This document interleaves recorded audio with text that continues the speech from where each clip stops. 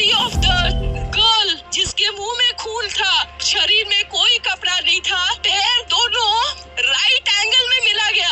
एक पाँव बेड के इस तरफ, एक पाँव बेड के इस तरफ मिला गया। चश्मे को कूटा गया जिसकी वजह से आंखों से खून निकल गया। गला दबाकर मारा गया। इंडिया के कोलकाता शहर में 9 अगस्त 2024 की सुबह एक ऐसी खबर सामने आती है जो पूरे देश को हिलाकर रख देती है। ये खबर थी एक 31 साल की महिला डॉक्टर की, जो कोलकाता के RG Kar medical college and hospital में अपनी ट्रेनिंग कर रही थी। हॉस्पिटल जैसे सुरक्षित माने जाने वाले जगह पर इस महिला डॉक्टर का मर्डर एंड रेप होना काफी चौंकाने वाला था। इस घटना का खुलासा तब हुआ जब डॉक्टर के डेथ बॉडी का पोस्टमार्टम किया गया। इस रिपोर्ट ने लोगों की रूह तक को हिला दिया, क्योंकि यह मामला सिर्फ एक मर्डर का नहीं था, बल्कि इससे कहीं ज्यादा खौफनाक केस था। पोस्टमार्टम रिपोर्ट में खुलासा हुआ कि उस डॉक्टर की हत्या गला घोंटकर की गई थी, इतनी ताकत से कि उनका थायराइड कार्टिलेज तक टूट गया था। इस हत्या के पहले डॉक्टर ने अपनी जान बचाने के लिए कोशिश किया था। इसका सबूत उनके शरीर पर मिले कई निशानों से मिला। सबसे डरावना सच तब सामने आया जब डॉक्टर के प्राइवेट पार्ट्स पर घावों के निशान पाए गए। इससे साफ हुआ कि यह सिर्फ मर्डर का मामला नहीं था, बल्कि ये रेप के बाद किया गया एक खौफनाक हत्याकांड था। हॉस्पिटल के परिसर में इतनी बड़ी घटना हो जाती है और किसी को कान खबर तक नहीं होती। क्या उस रात कुछ ऐसा हुआ था जिसे जानकर आप गुस्से से बौखला जाओगे? क्या वहाँ कोई और था जिसने इस क्रूर घटना को अंजाम दिया? और अगर था तो आखिर कौन था? इन्हीं सवालों के जवाब खोजते हुए हम आज की इस वीडियो में आपको बताएंगे कि आखिर क्या हुआ था उस रात इस मेडिकल कॉलेज के शांत माने जाने वाले परिसर में।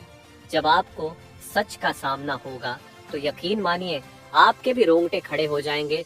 Guys, before starting this video let me tell you कि मैं यहाँ पर उन फीमेल डॉक्टर को श्रुति नाम से रेफर करने वाला हूँ, एंड ये उनका रियल नेम नहीं है, सो कंफ्यूज मत होना। श्रुति एक जूनियर डॉक्टर जो कि कोलकाता के RG Kar medical college and hospital से अपनी डॉक्टर की ट्रेनिंग ले रही थी 8 अगस्त 2024 को। और दिन की तरह श्रुति अपनी नाइट शिफ्ट पर होती है और वह अपनी जॉब कर रही होती है। तभी रात के 11 बजे उन्हें अपनी मदर का फोन आता है, जैसे कि हर दिन आता था, क्योंकि पेरेंट्स को तो अपने बच्चों की चिंता हमेशा होती है। श्रुति की मदर उनसे पूछती है कि क्या तुमने खाना खा लिया और तबीयत वगैरह तो ठीक है तुम्हारी? जिसके रिप्लाई में श्रुति बोलती है कि उनकी तबीयत एकदम ठीक है और वो बस अभी कुछ पेशेंट्स को देखने जा रही है, जिसके बाद वो अपने कलीग्स के साथ बैठकर खाना खाएंगे। अपनी मदर से बात करने के बाद श्रुति पेशेंट्स को देखने राउंड पर निकल जाती है। सारे पेशेंट्स को देखने में और अपना काम खत्म करने में श्रुति को रात के 2 बज जाते हैं, जिसके बाद वो अपने कलीग्स के साथ जाकर हॉस्पिटल कैंटीन में ही बैठ जाती है, जहां मिलकर ये लोग अपना खाना भी खाते हैं और साथ साथ थोड़ी बातें भी करते हैं। खाना खाते खाते और बात करते हुए रात के 3 बज जाते हैं और इस वक्त श्रुति थोड़ी थकान सी फील कर रही होती है, तो वो अपनी थकान दूर करने के लिए इस हॉस्पिटल के 4th फ्लोर में बने सेमिनार हॉल में जाकर रेस्ट करने लगती है। श्रुति के रेस्ट करते करते सुबह के 7:30 बज जाते हैं, पर वो तब भी इस सेमिनार हॉल से बाहर नहीं आती, जो कि काफी ज्यादा अनयूजुअल था, क्योंकि श्रुति कभी भी आधे 1 घंटे से ज्यादा का ब्रेक नहीं लेती थी। हॉस्पिटल का एक वर्कर जो कि सुबह की शिफ्ट स्टार्ट होने से पहले हॉस्पिटल के सारे रूम्स को चेक कर रहा होता है, और वो ऐसे ही सारे रूम्स को चेक करते हुए इस सेमिनार हॉल की तरफ आता है।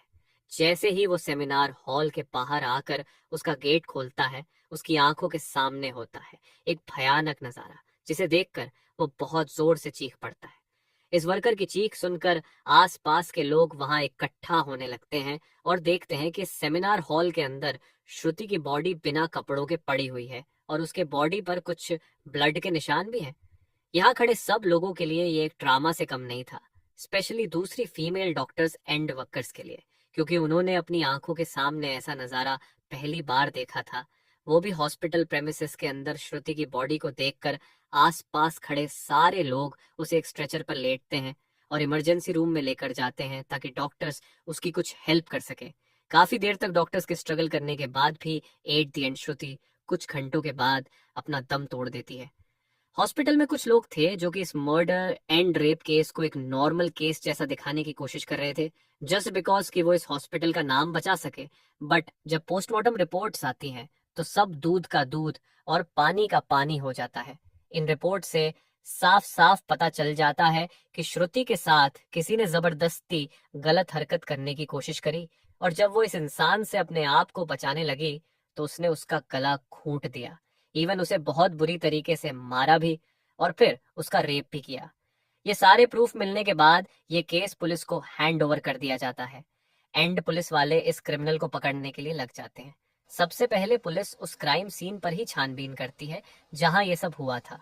किस्मत से पुलिस वालों को वहां पर श्रुति के कुछ नेल्स एंड ब्लड सैंपल्स मिलते हैं और साथ ही एक ब्लूटूथ नेक बैंड। ये केस शायद और भी जल्दी सॉल्व हो जाता अगर उस फ्लोर पर सीसीटीवी कैमरा होते तो, बट बदकिस्मती से इस सेमिनार रूम के अंदर या इसके आसपास कोई सीसीटीवी कैमरा नहीं थे। लेकिन जिस रास्ते से इस फ्लोर पर एंटर करा जाता था वहां पर कुछ सीसीटीवी कैमरा थे। पुलिस वाले इन सीसीटीवी कैमरा में सुबह के 3 बजे से 8 बजे के बीच की रिकॉर्डिंग चेक करते हैं कि इतने टाइम के बीच कितने लोग इस फ्लोर पर आए और गए थे। इन सीसीटीवी फुटेजेस को चेक करने के बाद ये पता चलता है कि टोटल 6 लोग इस फ्लोर पर आए और गए थे। ये पता लगने के बाद पुलिस वाले एक एक करके इन 6 लोगों को पूछताछ के लिए बुलाते हैं कि वो लोग वहां पर उस टाइम क्या कर रहे थे। और इन लोगों को इस बीच यहाँ कुछ भी अजीब दिखा कि नहीं, इन लोगों से पूछताछ के दौरान पुलिस वाले उनके फोन का ब्लूटूथ भी ऑन करके चेक करते हैं कि जो ब्लूटूथ हेडसेट उन्हें मिला था वो इनमें से किसका था। क्योंकि आपको पता होगा ही कि एक बार अगर आप किसी ब्लूटूथ डिवाइस से अपना फोन पेयर करते हो तो अगली बार वो उससे इजीली कनेक्ट हो जाता है। और फाइनली पुलिस वालों की ये ट्रिक काम भी आती है, क्योंकि ये ब्लूटूथ नेक बैंड इन 6 लोगों में से एक आदमी के फोन से कनेक्ट हो जाता है, जिसका नाम था संजय रॉय, जो कि एक सिविल वॉलंटियर था। सिविल वॉलंटियर वो लोग होते हैं जो कि पुलिस के अंडर काम करते हैं और उनकी हेल्प करते हैं छोटे मोटे कामों को मैनेज करने में। लाइक आपने बहुत सारे फेस्टिवल्स अनऑथराइज्ड पार्किंग या भीड़ भाड़ वाले एरिया में देखा होगा कि कुछ ब्लू कलर की यूनिफॉर्म्स पहनकर ऑफिसर्स खड़े रहते हैं, जिनका काम होता है कि विदाउट एनी रीजन कहीं पर भी ज्यादा क्राउड इकट्ठा ना हो। तो अब पुलिस वालों को अपना पहला कातिल मिल चुका था, जिसके बाद वो संजय रॉय से और गुस्से से पेश आने लगते हैं।